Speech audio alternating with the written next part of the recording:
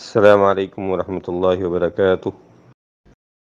ان الحمد للہ والصلاة والسلام علی رسول اللہ وعلی آلہ وصحبہ ومن اتبع اما بعد۔ اعوذ باللہ من الشیطان الرجیم، بسم اللہ الرحمن الرحیم۔ قال اللہ تعالی قل هل يستوي الذین يعلمون والذین لا يعلمون۔ اللہ تعالیٰ فرماتے ہیں کہ اے نبی کریم صلی اللہ علیہ وسلم، آپ ان سے فرما دیجئے کیا وہ لوگ جو علم رکھتے ہیں اور جو علم نہیں رکھتے کیا وہ برابر ہو سکتے ہیں؟ سب سے پہلے تو اس معاملے میں ہمارے ہاں یہ کنفیوژن پائی جاتی ہے کہ علم ہے کیا۔ تو یہ چیز ذہن میں رکھنی چاہیے کہ علم جو ہے وہ اصل میں اللہ تعالیٰ کی پہچان ہے۔ اللہ تعالیٰ نے قرآن مجید میں ہی دوسری جگہ پر ارشاد فرمایا کہ فَاعْلَمْ أَنَّهُ لَا إِلَٰهَ إِلَّا اللَّهُ، کہ اللہ کے نبی آپ یہ علم لے لیجئے کہ اللہ کے علاوہ کوئی معبود برحق نہیں ہے۔ تو اصل علم جو ہے وہ یہی ہے۔ اس کے بعد چونکہ انسان کو اللہ تعالیٰ نے دنیا میں بھیجا ہے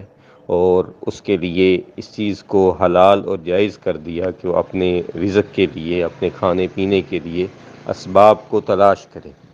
تو اس لیے کوئی نہ کوئی فن سیکھنا جو ہے انسان کے لیے ضروری ہے، اور اسی کے لیے ہی جو ہے وہ تعلیمی نظام دنیا میں ترتیب دیے گئے۔ پہلے یہ فنون و علوم جو تھے وہ باقاعدہ کسی مدرسہ اسکول میں نہیں سکھلائے جاتے تھے، لیکن پھر وقت کے ساتھ ساتھ ان چیزوں کے لیے باقاعدہ جو ہے وہ اسکولنگ اور ایجوکیشن سسٹم شروع ہوا، اور بر صغیر میں اس لحاظ سے نظام جو ہے وہ انگریز لے کے آیا، اور اس کا بے تحاشا اثر ہماری نسلوں پہ پڑا، اور اب یہ نظام تقریباً 150 سال یا پونے 200 سال کے آس پاس ہو چکا ہے۔ تو اب دیکھنا یہ ہے کہ کیا اس نظام نے ہمیں وہ سب کچھ دیا جس کے لیے اس نظام کو تشکیل دیا گیا تھا، یعنی کہ کیا اس نظام کی وجہ سے ہمارے پاس ایسے فنی لحاظ سے ماہرین آئے، یا ایسے لوگ آئے جو وہ ڈگری لے رہے ہیں اس میں انہوں نے مہارت کا بھرپور ثبوت دیا ہو۔ ہم یہ دیکھتے ہیں کہ اس کے مقابلے میں یہ صورتحال ایسی نہیں ہے۔ مثال کے طور پہ اگر کسی آدمی نے لٹریچر کی ڈگری لی ہے تو ہم دیکھتے ہیں کہ ساتھ ہی وہ دین سے بھی عمومی طور پہ دور ہو چکا ہوتا ہے،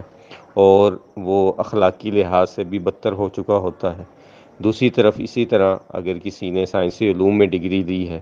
تو وہ نہ تو اپنے فن کا ماہر ہوا ہوتا ہے، لیکن اس کے ساتھ ساتھ وہ یہ ضرور ہو چکا ہوتا ہے کہ وہ دین سے دور ہو چکا ہوتا ہے، الحاد اس میں داخل ہو چکا ہوتا ہے۔ تو اس سے یہ تو سمجھ آتی ہے کہ یہ سسٹم، یہ نظام اصلاً مسلمان کو، صحیح والا مسلمان کم از کم نہیں رہنے دیتا، اور جب اس کی انتہا زیادہ ہو جائے تو یہ اسلام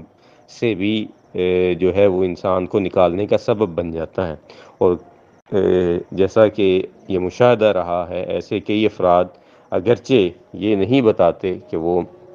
ان کے نظریات کیا ہیں، لیکن اگر ان سے بات چیت کی جائے تو یہ سمجھ آتی ہے کہ وہ بنیادی طور پہ الحاد کی طرف روانہ ہو چکے ہیں۔ تو اب اس کے بغیر گزارا بھی نہیں ہے، کیونکہ سسٹم یہی ہے۔ تو اس میں کرنا کیا چاہیے؟ تو اس میں دراصل دو چیزیں ہیں۔ ایک گھریلو تربیت ہے جس کی طرف بہت زیادہ توجہ دینے کی ضرورت ہے، اور دوسرا ایسے انسٹیٹیوشنز کا انتخاب ہے جس میں اس کے اثرات کم سے کم ہوں۔ تو گھریلو تربیت میں والدین، بڑے بہن بھائی، ان کے ساتھ ان کے اوپر جو ہے بھاری ذمہ داری اس حوالے سے آتی ہے کہ وہ اپنے بچوں کی تربیت کریں۔ اس حوالے سے بچوں کو مساجد میں لے کے جانا، نمازوں کا پڑھنا، گھروں میں قرآن مجید کی تعلیم اور تعلم کا انتظام ہونا، یہ سب چیزیں بہت ضروری ہیں۔ اور اس سلسلے میں جو ہے غیر مسلم ممالک میں مقیم راسخین جو مسلمان ہیں وہ ہمارے سامنے بطور ماڈل موجود ہیں کہ انہوں نے اپنے گھروں میں اپنے بچوں کی اس طرح کی تربیت کی ہے کہ ان کے اوپر اس ماحول کے اثرات کم سے کم ہوں۔ تو یہی چیز ہمیں بھی اختیار کرنا چاہیے۔ تو اس کے لیے پہلی چیز تو یہ ہے کہ آپ ایک ایسے علاقے میں رہیں جہاں پہ ارد گرد جو ہے وہ اہل توحید کی، اہل سنت کی مساجد موجود ہوں، تاکہ وہاں پہ جا کے بچے کو کچھ نہ کچھ اسلامی معلومات اس کے ذہن میں داخل ہوتی رہیں۔ اور نمبر دو پھر وہی بات ہے کہ گھر میں ایسا ماحول بنایا جائے کہ گھر کے اندر قرآن مجید پڑھنے کا اہتمام، قرآن مجید کا ترجمہ و تفسیر کا اہتمام، ان چیزوں کی طرف دھیان دیا جائے، اور یہ بطور ایک گھر کے سربراہ کے ہم سب پہ فرض ہے، اور اس کے بارے میں ہم سے سوال کیا جائے گا کہ کلکم راعٍ و کلکم مسئول عن رعیتہ، کہ ہم میں سے ہر ایک جو ہے وہ جس چیز کی اس کو نگرانی دی گئی ہے اس کے لیے ذمہ دار ہے۔ اور اس حدیث کی شرح میں علماء نے لکھا ہے کہ ہر مسلمان کے لیے جو ضروری دینی تعلیمات ہیں، تو جو اس چیز کا نگران ہے اس کے اوپر ضروری ہے کہ وہ اس کا ماحول اور وہ تعلیم اپنے ماتحت لوگوں کو مہیا کرے۔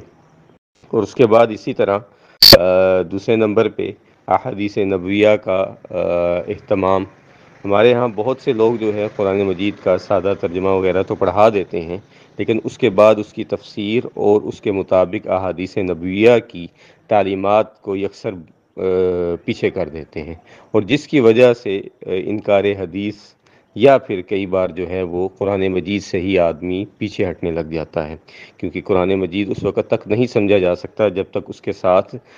جس پہ نازل ہوا اس کی سنت اور اس کے ماحول کو نہ سمجھا جا سکے۔ تو اس لیے ان چیزوں کا اہتمام بہت ضروری ہے۔ اور پھر اس کے ساتھ ساتھ اب چونکہ سوشل میڈیا اور انٹرنیٹ کا دور ہے، تو بچوں کی سرگرمیوں پہ نظر رکھنے کی بہت ضرورت ہے کہ کیا بچے کس حوالے سے موبائل انٹرنیٹ کا استعمال کیسا کر رہے ہیں، اس کا سوشل سرکل کس قسم کا ہے، کن چیزوں کی طرف وہ زیادہ توجہ دیتا ہے۔ اور پھر اس کے ساتھ ساتھ آج کل بچوں کا دھیان کیونکہ ویڈیو گیمز میں بہت زیادہ ہوتا ہے، تو اس حوالے سے یہ دیکھنا ضروری ہے کہ بچے کس قسم کی ویڈیو گیمز کھیل رہے ہیں۔ آیا یہ اس قسم کی تو نہیں، کیونکہ بہت سی ویڈیو گیمز ایسی ہیں جن میں الحاد کو پھیلایا جاتا ہے، بہت سی گیمز ایسی ہیں جن میں اپنے جو مذاہب ہیں ان کے جو بڑے بڑے نام ہیں ان کی ترویج کی جاتی ہے۔ تو ان چیزوں کی طرف دھیان جو ہے وہ بہت ضروری ہے۔ پھر اس کے بعد جو نئے بچے ہیں، چھوٹے بچے ہیں، ان کے لیے ایک بہت اچھا آپشن آج کل جو ہوتا ہے وہ ہوم سکولنگ کا ہے، کہ بچوں کو والدین خود گھر کے اندر پڑھائیں یا پھر کسی ایسے اچھے ٹیوٹر کا انتظام کریں جو ان کو یہ علوم و فنون تو سکھائے لیکن ذہنی طور پہ دینی لحاظ سے ان پہ اثر انداز نہ ہو۔ اور اس کا بہت اچھا اثر میں نے دیکھا ہے، اور بہت سی ایسی فیملیز دیکھی ہیں کہ جو ہوم سکولنگ کا اہتمام کر رہی ہیں اور ان کے بچے بڑے ماشاءاللہ دین پہ چلنے والے اور بڑے اچھے اخلاق پہ قائم و دائم ہیں۔ تو اس طرح ایک بچہ جو ہے بیرونی اثرات سے جو ہے وہ محفوظ رہتا ہے۔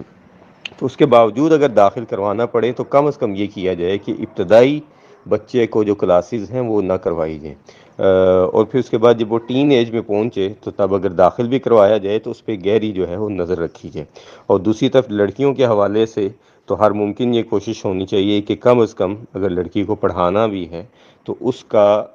میٹرک اور کالج تک کا گھر میں ہی ہوم سکولنگ کروائی جائے، اور اس کے بعد ساتھ ساتھ اس کو مکمل طور پہ قرآن و سنت کی تعلیمات سے جب آشنا کیا جائے، اس کے بعد وہ گھر سے نکلے اور اس کے لیے حدود و قیود ہوں، اس کی جو کمپنی ہے اس کا پتہ ہو، اور اس کے ساتھ ساتھ کوشش کی جائے کہ ایسے ادارے میں آپ داخل کروائیں جہاں پہ اس کے ساتھ کوئی ایسا گروپ موجود ہو، اس کی کولیگ جس قسم کی ہوں جو خود بھی دین پہ عامل ہوں، ورنہ آہستہ آہستہ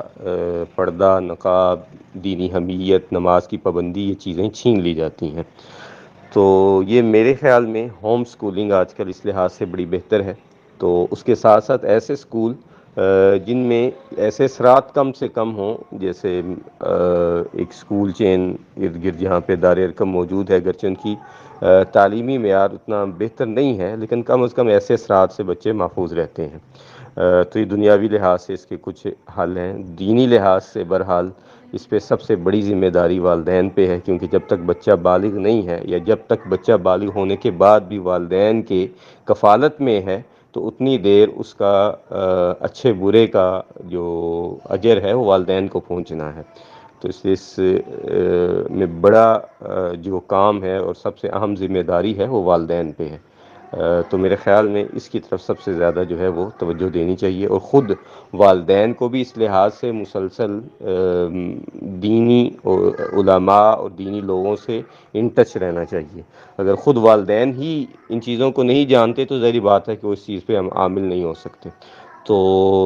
والدین چونکہ اب بڑے ہو چکے ہوتے ہیں، ایک سوچ بن چکی ہوتی ہے، تو اس سوچ کو جاری رکھنے کے لیے علماء کو سننا، ان کے مجالس میں بیٹھنا بہت ضروری ہے۔ اور اسی طرح میرے خیال میں ایسے لوگوں کے گروپس بنا کے ان کے اندر کم از کم ایک ماہر عالم دین کو اس گروپ میں ایڈ کیا جائے، وہ ایسے سوالوں کے جواب دیتا رہے جو ان کے لیے مسائل پیدا کر رہے ہیں۔ اور بچوں سے والدین دوستانہ تعلقات رکھیں، ان سے ان چیزوں کے بارے میں پوچھتے رہیں اور ان کو اس کے جواب دیتے رہیں۔ تو یہ چیزیں جو ہیں میرے خیال میں بہت ضروری ہیں۔ اللہ تعالی ہمیں، ہماری اولادوں کو ان دن بدن آئے فتنوں سے محفوظ رکھے، اور صحیح معنوں میں ہمیں اپنی اولادوں کی تربیت کی توفیق دے۔ اور یہ ساتھ ساتھ دعا جو ہے، ربنا ھب لنا من ازواجنا وذریاتنا قرۃ اعین واجعلنا للمتقین اماما، یہ پڑھتے رہنا چاہیے دل کے ساتھ کہ اللہ تعالیٰ مجھے، میرے لیے میرے جو ساتھی ہے، ازدواجی ساتھی ہے، شوہر یا بیوی، اس کو اور میری اولاد کو میرے لیے آنکھوں کی ٹھنڈک بنا، اور ہمیں اور ان کو متقین کے لیے، نیکوکار لوگوں کے لیے پیشوا بنا، رہبر اور رہنما بنا۔ اللہ تعالی ہم سب کا حامی و ناصر ہو۔ وآخر دعوانا ان الحمد للہ رب العالمین۔